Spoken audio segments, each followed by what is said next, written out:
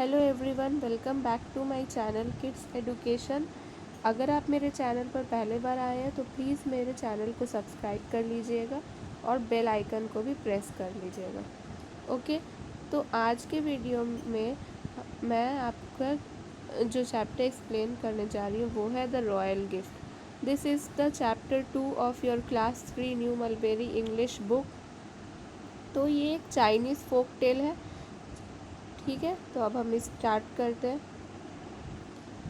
Long ago in China, a mighty emperor received a gift from the ruler of another land. बहुत समय पहले की बात है, चाइना में एक बहुत बड़े राजा थे। एक दिन उनके पास किसी दूसरे देश के राजा की तरफ से एक तोहफा आता है। Your Majesty, I have come with a gift for you from my king in India. राजा के पास जो आदमी उस तोहफे को लेकर आया वो क्या कह रहा है कि बादशाह जी, आपके लिए मैं इंडिया से एक गिफ्ट लेकर आया हूँ जो मेरे इंडिया के एक राजा ने भेजा है। A gift, where is it, have it brought here. तो राजा क्या पूछते हैं कि गिफ्ट, कैसा गिफ्ट, कहाँ है वो, यहाँ नहीं लेकर आए तुम मुझसे। I can't bring it inside your majesty, please come outside to see it. तो गिफ्ट लाने वाला आदमी क्या कहता है कि मैं उसे अंदर नहीं ला सकता, आप प्लीज़ बाहर आइए और उसे देख लीजिए। The emperor and his mandarins walked out to see the gift.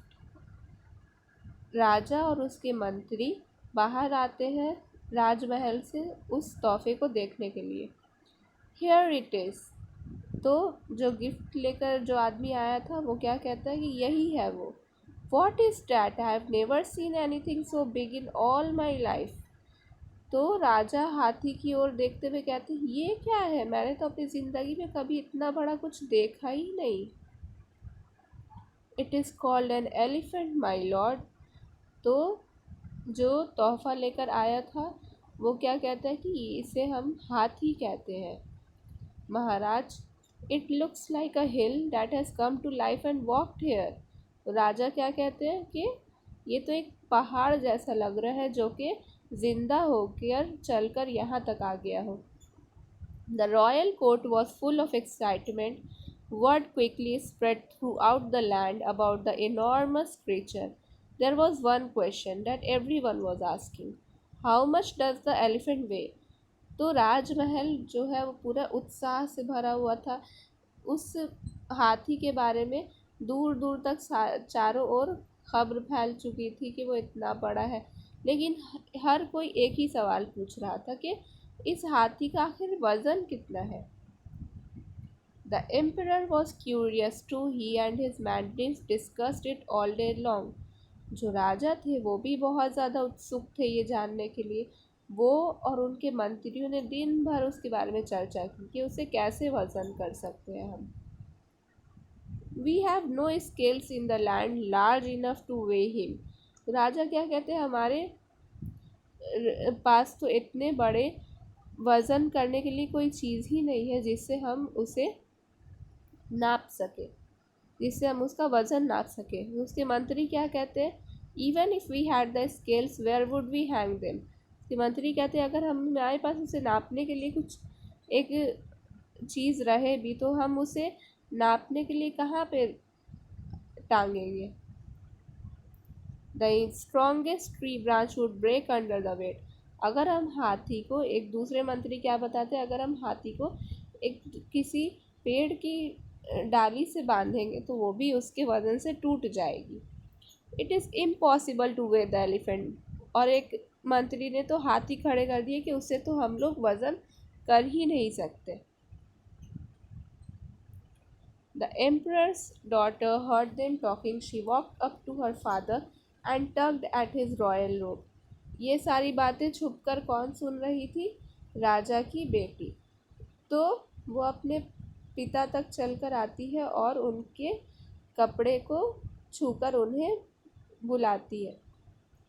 Father, I know of a way two way the elephant. वो क्या उनसे कहती कि मेरे पास एक तरीका है पिताजी के उससे जिससे हम हाथी के वज़न का अंदाज़ा लगा सकते हैं।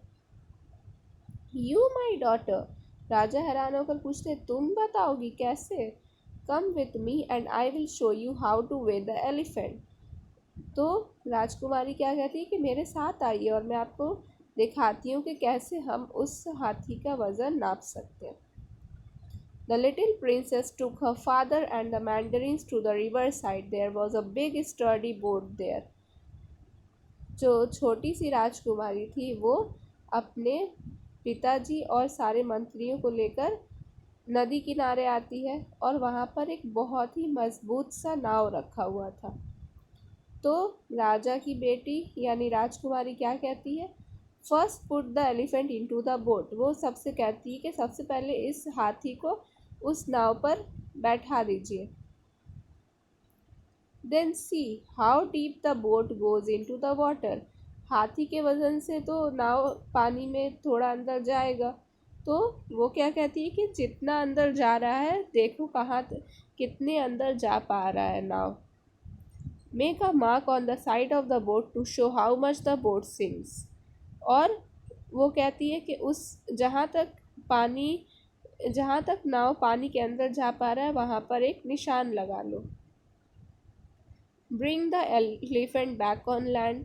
फिर वो कहती है कि उस हाथी को वापस ज़मीन पर ले आओ।